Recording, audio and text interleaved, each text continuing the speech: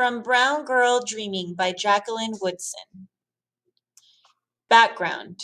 As a child in the 1960s, Jacqueline Woodson moved with her family from Greenville, South Carolina, to Brooklyn in New York City. Her memoir, Brown Girl Dreaming, tells of her childhood experiences growing up in both places. In a memoir, an author recalls important events in his or her life.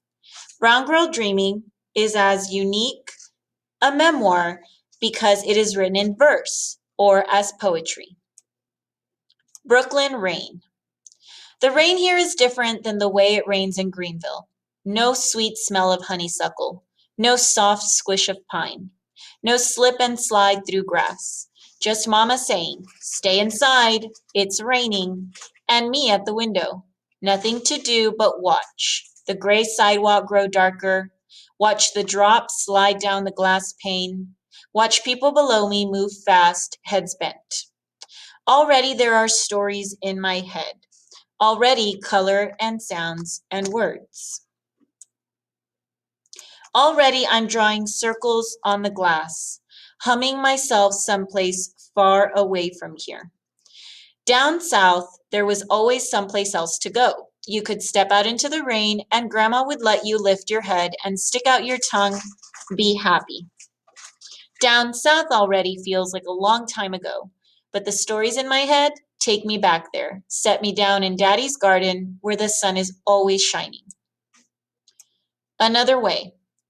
While our friends are watching TV or playing outside, we are in our house, knowing that begging our mother to turn the television on is useless. Begging her for 10 minutes outside will only mean her saying no. Saying, "You can run wild with your friends anytime. Today I want you to find another way to play." And then one day, my mother comes home with 2 shopping bags filled with board games. Monopoly, checkers, chess, ants in the pants, sorry, trouble. Just about every game we've ever seen in the commercials between our Saturday morning cartoons. So many games we don't know where to begin playing, so we let Roman choose. And he chooses trouble because he likes the sound the die makes when it pops inside its plastic bubble. And for days and days, it is Christmas in November, games to play when our homework is done, Monopoly money to count, and checkers to slam down on boards, ants to flip into blue plastic pants, chess pieces to practice moving until we understand their power.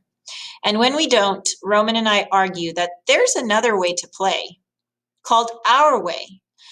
But Hope and Dell tell us that we're too immature to even begin to understand that bend over the chessboard in silence, each becoming the next chess champ of the house, depending on the day and the way the game is played.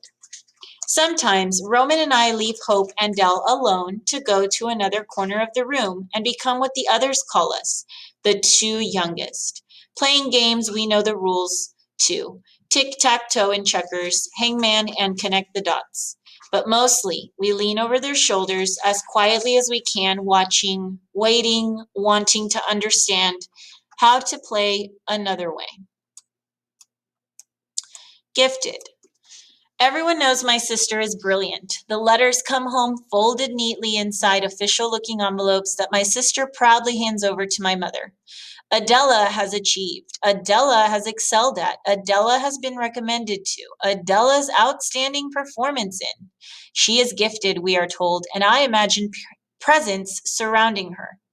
I am not gifted.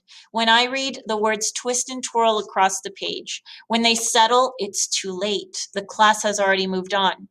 I want to catch words one day. I want to hold them, then blow gently, watch them float right out of my hands. Sometimes. There is only one other house on our block where a father doesn't live. When somebody asks why, the boy says, "He died." The girl looks off down the block, her thumb slowly rising to her mouth. The boy says, "I was a baby," says she doesn't remember him, and points to his silent sister. Sometimes I lie about my father. "He died," I say, "in a car wreck," or "he fell off of a roof," or maybe "he's coming soon," next week and next week and next week. But if my sister's nearby, she shakes her head, says she's making up stories again. Says we don't have a father anymore. Says our grandfather's our father now. Says sometimes that's the way things happen. Uncle Robert. Uncle Robert has moved to New York City. I hear him taking the stairs two at a time, and then he is at our door, knocking loud until our mother opens it, curlers in her hair, robe pulled closed, whispering, "It's almost midnight. Don't you wake my children." But we are already awake, all four of us, smiling and jumping around. My uncle, "What'd you bring me?" Our mama shushes us, saying, "It's too late for presents and the like." But we want presents and the like.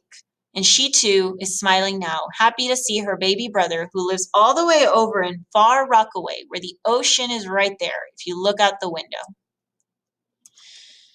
Robert opens his hand to reveal a pair of silver earrings, says to my sister, "This is a gift for how smart you are." I want to be smart like Dell. I want someone to hand me silver and gold just because my brain clicks into thinking whenever it needs to. But I am not smart like Dell, so I watch her press the silver moons into her ears. I say, "I know a girl 10 times smarter than her. She gets diamonds every time she gets 100 on a test." And Robert looks at me, his dark eyes smiling, and asks, "Is that something you made up or something real?" In my own head, it's real as anything. In my head, all kinds of people are doing all kinds of things. I want to tell him this, that the world we're living in right now in Brownsville isn't the only place, but now my brothers are asking, "What'd you bring me?" And my uncle is pulling gifts from his pockets, from his leather briefcase, from inside his socks. He hands my mother a record, a small 45, James Brown, who none of us like because he screams when he sings. But my mother puts it on the record player, turned way down low, and then even us kids are dancing around.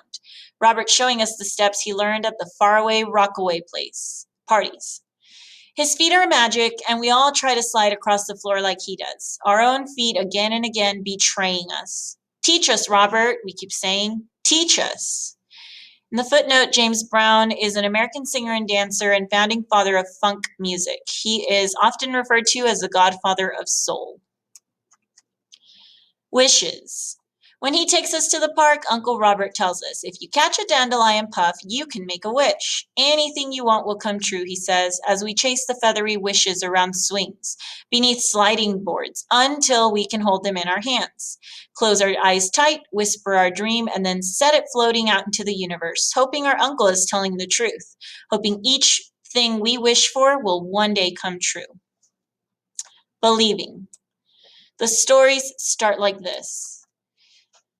Jack and Jill went up a hill, my uncle sings. I went up a hill yesterday, I say. What hill? In the park. What park? Halsey Park. Who was with you? Nobody.